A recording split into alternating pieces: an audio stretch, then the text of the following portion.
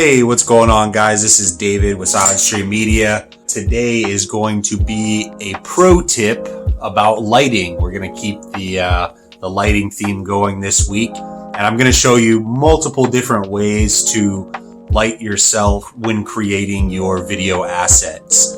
So first, we're going to start out with our backdrop or wall or background, whatever you want to use. So that'll be in the back here.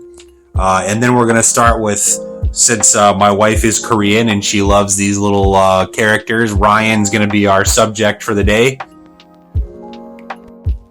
Our subject's going to go 2 to 4 feet out from the wall, depending on how much space you have. So that'll be Ryan. And then I'm going to show you a 3-point light system. So a key light, which is labeled right here, key light. A fill light, which you'll see labeled right here, and then a backlight, which you will see labeled right there.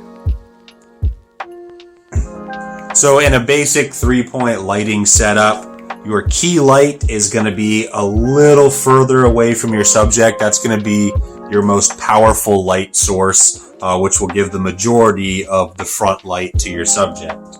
Let's get that on here. I have this key light here set at 100%, and let's jump up into that cool LED 5600K. All right. So you can see on the subject, this kind of front left part is lit up quite a bit, but there's shadow around the ears. There's shadow around the neckline here. So to combat that, we're going to turn on a little bit softer of a light and have that a little bit closer to our subject, which will be your fill light.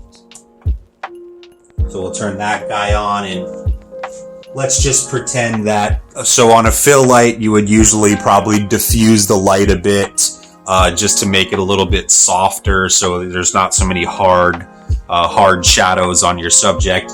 But for the sake of what I'm using right now, we'll just turn that down to 50%. So now you can kind of see the front of our subject is more lit up, and that kind of puts all the shadows to the back of the subject. So in order to combat that, we're going to turn on a backlight. All right.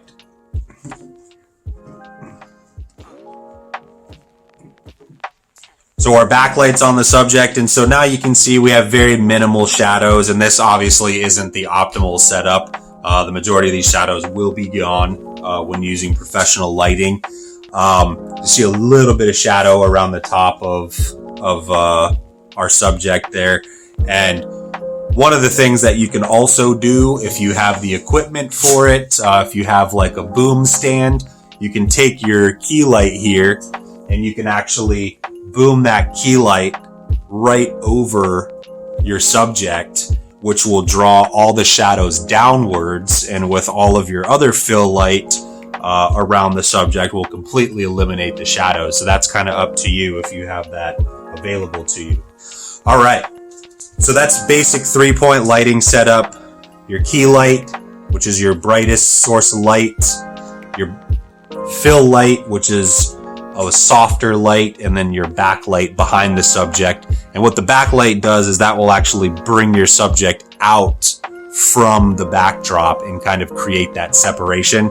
So sometimes people will even use, colored gels or colored lights for the backlight just to create that separation effect between the subject and the backdrop. So that's that. So a lot of people ask, okay, well, what if I only have 2 lights? And I don't have a third light. So what I will usually say is use one of your lights for a key light. Let's take this guy out like we don't have a fill light. So one of these lights would be a key light, and then the other light would be a backlight. And so now what do we do to kind of fill in that extra shadow? So there's a few different methods. We have reflectors, and for the sake of this video, I'm just using some tin foil here, but reflectors can be gold, they can be silver, And so this is going to basically, if you point light at it, reflect the light back. So this is something that we could put over here, which is going to be directly across from our light, which will reflect light back onto that dead spot that we have with no light. So a reflector is always a good option to use to kind of push that light source around your subject. The other thing we have is what's called a bounce card or a white card. And it's, basically you could even go to the dollar store and get a semi-gloss poster board or foam board and use that too. You don't have to buy a professional one. And that kind of does the same thing, but it'll soften the light as well. So, you can put your bounce card there and that'll give it a nice soft bounce back to your subject. So a bounce card is a really good option as well. Now, if you don't have a reflector or a bounce card, what you do have is nature. And so a lot of you guys will have a window somewhere, and that window can make up one part of your 3-point light system. So let's say your window's over here and your background's there. You have some nice backlight going. Your window will bring in that extra natural light into your scene, and you can adjust your lights accordingly to the intensity of that natural light to also light your subject. So don't forget, you can always use natural light too to light your subject. So just to reiterate, a basic 3-point light setup is your key light, which is your strongest light source, your fill light, which is a softer light source, and your backlight, which is going to create that separation between your backdrop and your subject. If you guys have any questions or want to throw any comments in, anything I didn't cover, please feel free to do so and stay creative.